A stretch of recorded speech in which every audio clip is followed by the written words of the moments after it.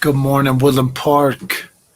We have just been moved or we're going to be moved from a stay at home to a safe at home. Businesses around are kind of opening back up. What does that mean for Woodland Park? I know that the restaurants aren't opening, so that kind of sucks because that's about the biggest industry in town that I've missed. It's cool to take home food, but it's just not the same when you don't get to see your local people and you get to talk with your local people at the local restaurants. So that hasn't happened yet, but I do know that there are some businesses that are opening back up. So, hey, get out and go safely mingle with people because you need some interaction and you need some face to face with people. Now, unfortunately, throughout the stay at home order, I live so close to my neighbors. If my neighbors were going to get this virus, then I was probably going to get this virus. So we've had some interaction with our neighbors and the people that we love and are around anyway. So it hasn't really drastically changed some things with our family. But I have noticed that today my girls have seen some of their friends that they haven't seen in like 6 weeks. And it has made them smile more. And so maybe pick your best friend that you haven't seen for a while or the people that you are close to and haven't seen for a while and go pay them a visit and stand 6 feet apart and talk and chit chat and get caught up because you need some of that interaction. Now, they were hugging each other, and if they're infected, we're all infected, and it is what it is. But I do know that human interaction, even that touch and that hug, is going to be needed in your life. And so that'd be the only thing I'm going to encourage you about. Our little town has got some issues to deal with and things that we're going to have to work through as far as small business and getting the economy boosted. City Market has gone to crap in customer service, man. I don't even go shopping, but I have heard multiple people tell me that they were like about to check out and people just are rude and come snatch stuff out of their cart saying you can't buy this or you can't do this. And these people weren't even hoarding. One individual I know they take care of, like they're the cleaning people. And they take care of some Airbnbs in this town and they run some of these Airbnbs. And they were getting some Lysol and some extra things for their Airbnb as well as their own home. And the people at City Market just went ape crap on them over a couple of cans of Lysol. And so that sucks, man, when people just aren't human anymore over some toilet paper or some Lysol. And that sucks. It sucks that the management hasn't that I've heard this from multiple people in town. And I was like, well, go shop at Walmart. They seem to be nice there. I've been buying fishing gear there and been going in there for some non-essential stuff, and they've been nice. The essential stuff, I let my wife handle all the grocery shopping and that we didn't run out of toilet paper during this mass pandemic or whatever. But man, I hope it's cool to see the neighbors running around and smiling and saying hello to people and whatever. There are still people that are going to the store with their mask on. So be safe out there, Woodland Park. Maybe go shop somewhere or at least go window shop. Woodland Park's been open though. I mean, we've been able to fish the parks, see people at the parks, walking their dog and stuff, but it's cool that there's this sense of we're lifting.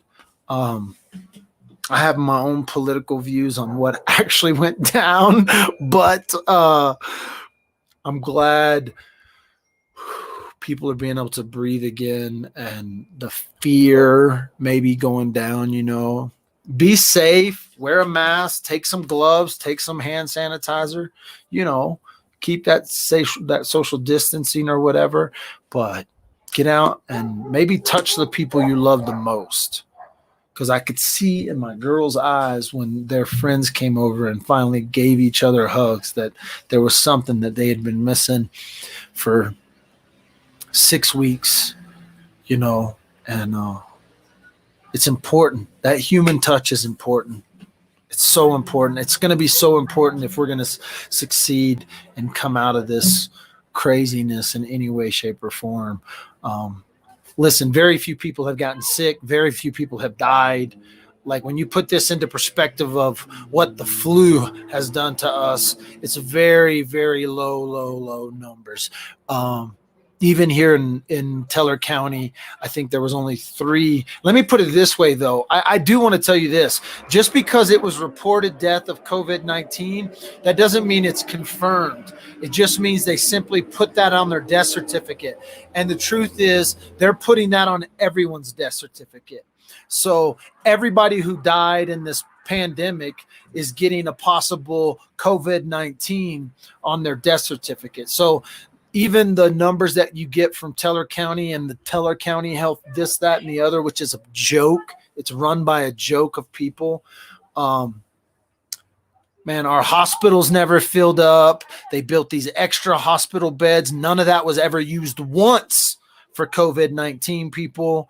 None of our beds overflowed. Our hospital staff was not overwhelmed. As a matter of fact, people that are involved in the health system here have told me that some of our hospitals are very possibly going bankrupt over this whole thing. And so they haven't been able to do elected surgeries and things that actually fund the hospital. And so they're like, that's another reason why they're putting COVID-19 on anything, because that's funding for them that they wouldn't get. So I'm not going to get into all of the political stuff that's happened because of this, but man, poorly handled here, I think. Poorly handled here in Teller County. Closing our already struggling businesses, having to close down is craziness.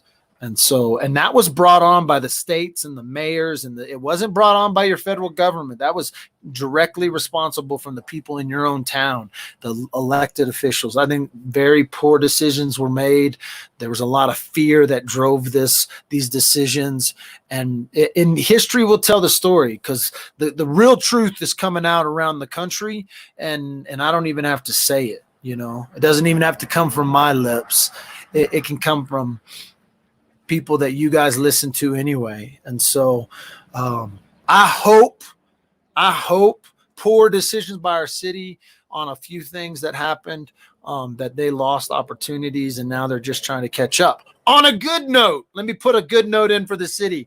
I got a message today. You have 2 days to do this. Because I'm not about city bashing, but they made some poor decisions. But they do have a chalk art contest going on around town. So if you or your children get out and do a chalk art,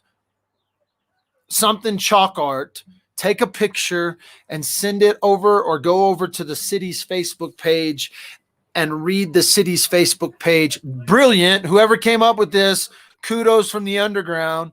The chalk art, I'm all about the art. If you don't know that I'm all about the art, you should go check out the art show we did just 3 days ago with some of the best artists in all of Colorado. I'm talking the best artists in all of Colorado were featured in an art show that I was sponsored and hosted and broadcast for an Nob Hill Urban Arts District. So I'm all about the art. And so the city is doing a contest. Go out and do chalk art. Take a picture, send it to the city's Facebook page. Go read the official rules over at their Facebook page so that you do everything correctly. You have 2 days to do this. So that's today. It's perfect outside. It's beautiful outside. I'm about to go make my kids do this over at the park. Art, go do some art on the sidewalks. And then it said, walk around and see the chalk art from your neighbors. So there you go. But you can win a family pass to the aquatic center. I think not a family pass, a day pass to the aquatic center for a family, or second place is like $20 off any recreational parks thing. Kudos to those guys. They should have been doing this weekly during the COVID-19 lockdown, but better late than never. And so kudos. Go do that. That's a good way to end a plug for the city's art thing today. And then we learned a lot during this COVID-19. Thanks for watching The Underground. You know, we ain't going nowhere. Why? We ain't going nowhere, by the way. Oh, they thought we were. We let them have their moment, but we ain't going nowhere. The Underground is strong, going to be way involved around the community in the next couple of years. We're about to explode some online content for businesses and families, and some things that are happening in this community that just have been birthed from this COVID-19 thing. So no matter what happens, the Underground ain't going nowhere. We'll be around.